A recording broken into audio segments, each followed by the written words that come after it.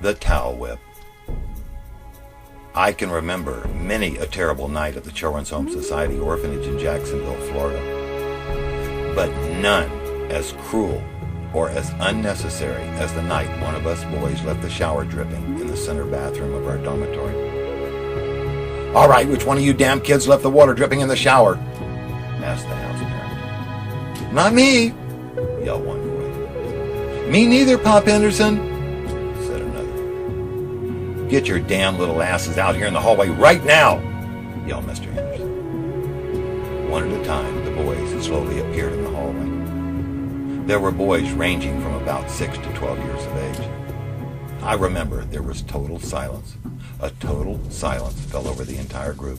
Everyone just stood there shaking. I could hear nothing except 20 or 30 boys lightly breathing. I looked down the floor, and in the hallway I saw nothing except young boys with towels wrapped around them, some with water still dripping from their wet bodies. "Who left the damn water dripping in the shower?" yelled Pop Henderson. Not one boy dared say a word. "Put your hands over your heads," he instructed.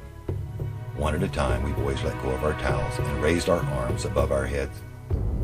One of the boys snickered as several of the towels hit the floor. "Shut up, you little bastard," yelled Pop.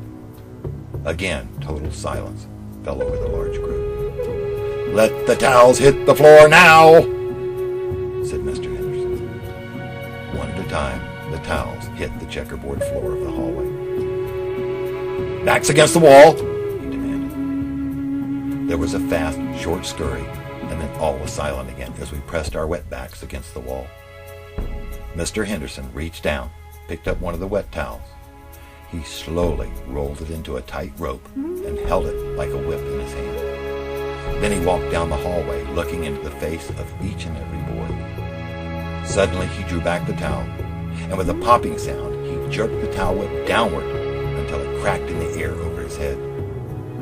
He stopped in front of little Billy Smith, who was about 5 years old. He looked directly into his eyes. "You're the little bastard, aren't you?" he asked. Little Billy Smith said nothing. Then Pop drew back the whip and let little Billy have it right between his legs. Billy screamed, doubled over, and fell to the floor crying. Then Pop Henderson kicked him in the back. Then he kicked him in his neck, and then he told him to shut his mouth. All of us boys then huddled together into a tight ball. "Line up against the damn wall," he said again. Once again, we naked boys lined the hallway. "Let's stick out some wee-wees out here, and let's see if we can pop off a head or two," he stated. Shaking, we slowly reached down and held out our private parts. As he moved down the line, we covered ourselves with both our hands for fear that he would pop us with a towel whip. "I see we ain't got no real men here. Looks to me like a bunch of little worm-peaters," he belted out like a drill sergeant. "Down on your knees, walk like little doggies," he ordered. For a minute or two, we crawled on our hands and knees up and down the hallway. Our naked little bodies were starting to shiver from the cold. "Okay, hands together, point them at the ceiling," he ordered. Soon every one of us boys was kneeling with palms together and our hands raised to the ceiling.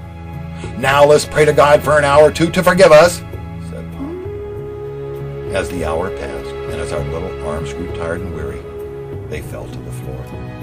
Then there would be another cracking sound as another one of us boys got popped with a towel whip.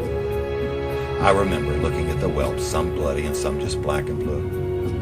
I will never forget what it was like to see 20 or 30 little naked bodies all being beaten and ordered around as if they were nothing more than animals. One of the boys was hit in the face with a towel whip and his lip had a scar on it for years.